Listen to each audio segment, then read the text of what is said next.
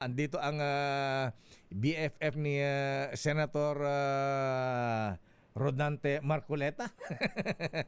Ang Senate President Pro Tempore, Senator Ping Lacson, ang chairman ng Blue Ribbon Committee. Senator Ping, sir, magandang umaga po sa inyo, Senator. Magandang umaga sa lahat. Ayan, abay, kumusta pa kayo, Senator Ping? Okay naman, Parang putol-putol yung signal ni Senator Ping Lacson. Ayun, sing malu. Pakicheck ngayon nga. Hello, Senator. Yeah, hello. Yeah. Ayan, Piniputol na. parang ang signal, parang signal sa West Philippine Sea eh. Ayan, Ayan. Okay, Senator Ping, ayan na, diretsahan na po tayo. Ayan, ito ang tinatanong din ng marami at yung BFF sa Senado, kailan daw ipapatawag si dating House Speaker Ferdinand Martin Romualdez sa Blue Ribbon Committee? Matagal na namin tinatawag yun. Actually, parang twice na namin nandito. Pero siyempre, idadaan natin yung invitation doon sa Speaker ng House, si Speaker Boji B. Opo. Kasi yun yung tinatawag na interparliamentary courtesy. Ganun din naman na treatment ng House sa amin. Ang parliamentary courtesy na-extend yan sa Office of the President, Office of the Vice President, minsan sa ibang mga cabinet secretaries pa nga eh. Mm-hmm. Pero hindi ko maintindihan kung bakit nagbago yung tono niya ni Senator Marcoleta. Kasi nung nasa House siya, yun ang ini-invoke niya eh. Doon sa budget hearing ng OVP, ini-invoke sa mga kasama niya doon na mayroong parliamentary court mihiral. Sa Senado, alam naman niya yon. Yun ang hindi ko maintindihan sa kanya, masyadong, double speak. Kala niya lulusot. Alam mo, mas pinaka i-fact check yan eh. Naka-record lahat yan. Ayan, nag-iba ang tono ng Senator Marcoleta. Ayan, Yun ang problema na kayo. Alam mo, what suits him, yun ang kanyang narrative. Alam mo, Lakay, pang-apat na termino ko na ito, matagal na pasensyoso. Opo. Pero pagka ganyan naman na sunod-sunod ka, siyempre, kaya so, nagpasabi nga ako nung Lunes kasi nung tumira siya ng tumira, doon ako sa lounge. Sisisihin niya pa ako na ba't ba wala ako sa Senate Hall habang nagsasalita siya. Obligado ba akong pakinggan yung kanyang sinasabi na kailangan sa... Ganun ang ugali niya, Lakay eh. Alam mo, I hate to say this, pero sumusobra talaga. Sumusobra na po. Ayan, ang sabi po ay may sinabi pa yatang in-splice daw po yung kanyang mga mga sinabi, mga voice clips, mga video. Wala naman kailangan splice doon sa igibat natin yung kay IG, ang liwaliwanag. Milyon-milyon Pilipino nakarinig noon, tapos ako yung sisisihin niya. Lahat naman na reaction, ganun eh. Pareho na reaction ko eh. Bakit ako lang yung parang na-zeroin niya na nag-splice? Ano ba kailangan splice doon? Maliwanag pa nga, sabi ko nga, ang description ko nga sa aking privilege speech, mas kasing liwanag ng kintab ng bundunan na tinamaan ng tirik na araw sa tanghaling tapat. Ano ba bang splice mo doon? So, ano ang nangyari ngayon na Senator Ping? Ayan, yung kahapon dahil may mga military officers na dumaan din sa CA kahapon, naungkat na naman yung pong ating mapping at jurisdiction sa Kalayaan Island Group, Senator Ping, sir. Alam mo, pinipilit niya, dinidiscredit niya yung mapa ng Nambria. Anong klaseng Pilipino? Na yung mapa ng ginawa ng Pinas. Gusto mo i-discredit. Sino bang audience niya? Sino ba yung particular? Lahat, every opportunity, basta may nakaharap na military officer o may makaharap na pwede niyang tanungin. Alam mo, kahapon, malasalang ako kasi baka mamaya, hindi ako makapagpinti na naman, sagutin ko yung kanyang tinutumbok. Kasi pinakita sa akin ng staff kahapon, sir, ito yung narrative niyan kasi yung sinasabi niya, naandito rin sa Ministry of Foreign Affairs ng People's Republic of China na kailangang i-discredit yung mapang ginawa ng Pilipinas. So, tuloy-tuloy yung kanyang pagpaparot dun sa kung ano yung narrative ng China, yun ang kanyang laging nilalabas. Mhm. Alam mo, marami pa yan eh. Konti nga lang yung labas ko kasi 1 oras na yung aking privilege speech. Pero napakarami niyan talagang may pattern eh. Mhm. Na bawat sabihin niya, pati nga yung kanyang binanggit na ano raw mapapala ng Pilipinas kasi nagpunta yung Pangulong Bongbong Marcos sa New York, sa UN. Mhm. Dahil nag-a-apply tayo na maging non-permanent member. Ng Security So, Council. Ang China, may komentaryo tayo na dyan na ano bang mapapala ng Pilipinas? Kasi yung permanent members, 5 lang yan eh. Opo. China kasama doon, US, Big five. France, ano. Russia. Yung non-permanent, 10 lang yan eh. Na nagpe-represent siya ng mga regional areas, ano. Siyempre, isang hindi lamang malaking karangalan o prestige para sa Pilipinas na mag-10 non-permanent members. Kasi magkakaroon tayo ng parang boses. Representation, Tapos opo. pwede mag-issue tayo ng submit tayo ng resolution. Kaya malaking bagay yun. Pero ang kanyang komentaryo, ano raw ba mapapala ng Pilipinas kung mag-non-permanent member? Ang chinek namin, gano'n din ang narrative ng China eh. Bakit lagi yung narrative ng China sundan niya? Hindi yung narrative ng Pilipinas ang kanyang iparot. So parang yung linya ay parang linya ng China. So imbes na protektahan, una-una yung KIG, ang tagal nang nakatira dyan yung ating mahabay, may mayor na nga dyan, may mga constituents na, ibibigay pa ba natin sa China yan? Yun nga, meron pa bang ibang interpretation na sinabi niyang ang mabuti, i-give up na lang natin ng KIG. Ano pa bang ibang interpretation kung di i-give up, di ipamigay, papamigay mo yung 500 residente ron, palalayasin mo para ipamigay yung Kalayaan municipality.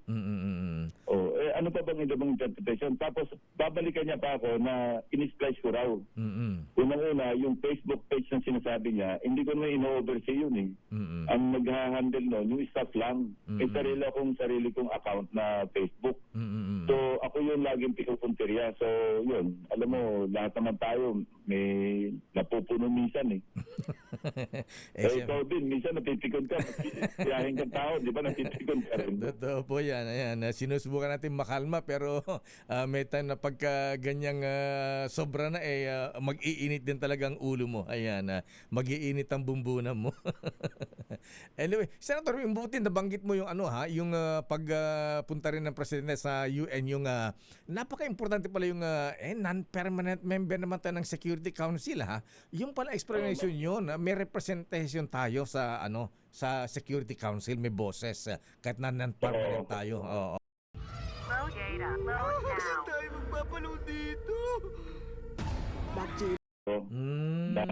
Kasi maski na 10 lang yan eh. Siguro sa buong mundo, 10 yan eh. Parang 2 years yung term, yung tenure. So malaking karangalan talaga. Yung permanent, talagang permanente sila doon. Oo po.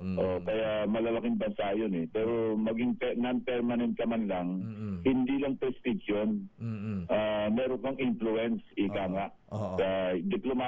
Diplomatic influence, maski pa paano. Okay, balikan natin. Importante yun. Opo, ayan. Butit nabanggit po niya at least malinaw. Actually, marami nagtatanong dyan, ano mapapala nga natin dun sa, ano ba meron dun sa UN? Ayan, yung pala, ganun pala ka-importante yan. May boses tayo sa Security Council sa UN. Anyway, Senator Pinkston, ayan, balikan natin. So, ano po, sino ba ang dapat mag-imbestiga dito sa issue pa rin ng West Philippine Sea? Ayan, ano ba ang stand ng Senado dito, Senator Ping? Meron nga siyang final na resolution doon sa na naka-repair ngayon sa Committee on Foreign Relations, ano? Ang chairman si Senator Erwin Tulfo. Ito pa issue, no? Noong I think Monday ito, nag-uusap-usap kami sa lounge kasi nire-report ni Senator Erwin kay SP, nagkataon nandun din ako. Sabi niya, boss, pinipilit ako ni Senator Marcoleta na ipatawag ko raw yung mga Nambria, yung sina Justice Carpio, kung sino-sino, Jay Batumbakal, at para raw matanong, kukwestiyonin yung tungkol sa mapang dinrawing na ng Pilipinas na gusto niya i-drawing ulit. Anong purpose? Bakit kailangan official na yun eh? Nasa batas pa nga yung 12064 na na i-sponsor ni Senator Tolentino. May batas na tayo. ano yung point niya? Bakit kailangan gusto niyang baguhin pa yung mapa? Lagi niya kinu-question. Yung sa pagdinig kahapon sa CA, na ayaw niya nga gamitin yung panatag Siol eh. Ang ginagamit niya yung Chinese name na Xiangdao. Talaga. Bakit daw, alam mo Deo, lakay. Talagang nakakapuno na eh. Hindi na yung personal ha. Yung para sa bayan na lang. Ayun, tama po. Samahan kayo. Sino bang pinoprotektahan mo? Ano bang meron? Ano bang meron ang China sa'yo? Bakit ganyan ka? Napaka-consistent mo. Ang tinatanong niya pa kahapon sa CA namin, sa pagdinig, Infantry Brigade Commander. Kaya nag-manifest na nga si Senator Jinggoy, baka hindi competent itong tinatanong nyo dahil Army ito eh. Ang West Philippine Sea, mas mas domain ng Philippine Navy natin, ng Coast Guard. Pero lahat ng makaharap niya, mahanap siya ng kakampi. Ikaw ba nag-a-agree sa akin na ganito? Yung kanyang naratibo ba, naghahanap siya ng isang military officer na general na sasang-ayon sa kanya. Siyempre, anong magagawa ng tao na under scrutiny para ma-confirm? I-invoke niya din yung Section 20, hindi na mako-confirm yung kawawang opisyal pag halimbawa hindi ayon sa kanya. Ang tawag namin dyan, badgering eh. Binabadger mo yung testigo o yung resource person para sa mga ayon sa gusto mo. Ang motibo? Naghahanap ka ng para may maipagmalaki ka. Ayan, military officer ito. Umaayon sa atin. Ayan. Kaya ang tanong ko nga, ano bang audience mo? China? May mga report na may ilan ding mambabatas. Ewan ko lang kung merong senador na madalas daw kausap o nakakausap ang ambassador ng China sa Pilipinas, Senator Ping. Hindi, kasi nung nagkaroon ng resolution, si Senator Kiko, I think Senate Resolution 37 yun eh. Nagkaroon ng mainitang debate again with Senator Marcoleta. Dahil pinipilit niya yung kanyang narrative, parang ayaw niyang maipasa yung Senate resolution na sponsor ni Senator Kiko Pangilinan. Sense of the Senate yun eh. Tungkol doon sa mga palitan ng pananalita between Coast Guard Admiral ngayon, 2-star na yun eh. Si Commodore Tariela dati, di ba? So, mainit ang debate doon. So, napag-namin para medyo mag-tone down, si Senator Erwin, nagkusa na siya pumunta sa makipag-usap sa labas, hindi sa opisina ng ambassador. At para medyo mapag-usapan kung ano yung parang maiin natin, pakalmahin natin ang situation. Ang alam ko, siya lang yung nagsadya pa sa embassy, si Senator Marcoleta. Yung mga ambassador, nag-focus sa amin yan sa Senate eh. Pero siya, pinagmamalakit niya pa na nandun siya sa embahada ng China at nakipag-usap siya nakipagpulong sa Chinese ambassador. So talagang hindi useless, no? Hindi normal yung pakikitungo niya. Ayan. So totoo nga bang ano nga palang plano ng Senado ang dito sa mga nahuli mga spies na sinasabing may mga yan ang unang bill Nelco, Lakay. Opo. Yung strengthen yung ating anti-espionage law. Yung ating espionage, yung batas sa espionage natin, parang mahigit 70 Commonwealth Act pa yun eh. Ang paruse, pitik lang eh. Pitik sa ilong. So sabi ko, palakasin natin kasi nga masyadong maliit na yung mundo. Hindi tulad ng dati na wala naman tayong komunikasyon. Ngayon, maliit na yung mundo eh. Kaya, at saka yung pagpapadala ng mga spies, detrimental yan eh sa security ng bansa. Ito nga naisasalang ng yung chairperson namin sa National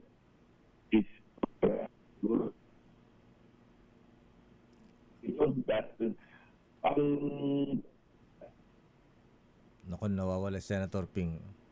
Ikot po kay Senator Ping. Ayan hello. Senator, napuputol po kayo. Ayan Ayan, ayan, okay na po. Ayan, oo, ayan. Oo. So, ano po ang bill ninyo? Death penalty po ba o life imprisonment? Wala tayong death penalty. Ano po ang Life imprisonment or life reclusion imprisonment? perpetua. Oo. Oo, kasi sa ibang bansa ang bibigat ng parusa sa espionage sa yung Mossad agent na nahuli sa Syria si Eli Cohen nung mahuling nag-i-spy ibinitin pa sa plaza na ilang araw yata Senator Bin doon sa doon sa Syria. Oo. Tama 'yun, no. Sa ibang bansa, ako nga, no, kasama yung ibang mga kasamahan namin, pati nga si President Erap na nakasuhan kami ng espionage sa Amerika dahil yung kung natatandaan mo yung si Aragoncillo, nakonvict yun Alam mo yung aming participation lang doon, napadalang kami ng email. Tapos ang ginawa ng Amerika doon, sinalsuwaran yung aming email address. Hala? Walang papaalam yun kasi ang kanilang batas sa Amerika, one-party consent. Yung sa atin, mahigpit Kasi kailangan para i-monitor mo yung komunikasyon ng isang tao. Kailangan may parang two-party consent, di ba? Pero sa kanila, maliwag, talagang mahigpit. Yung kanilang si President Erap, si Lito Banayo, Senator JB, lahat ng napadala ng email ni Tama, oo. kinancel yung aming mga visa at napag kami na unindicted co-conspirator. Wow. Ganon kaipit sa bansa. Sa China, talaga execution yan Ay, sa China, firing squad yan. Oo. Anyway, Senator Ping, ayan, last na lang po. So ano nangyari? Hindi pa rin kayo nagkakasunod ni Senator Marcoleta. Akala ko pinag-ayos kayo ni Senate President Tito Sen. Hindi. Saka, ewan ko, mahirap kasamahan yung tao na yan. Ganun po ba? Ayan.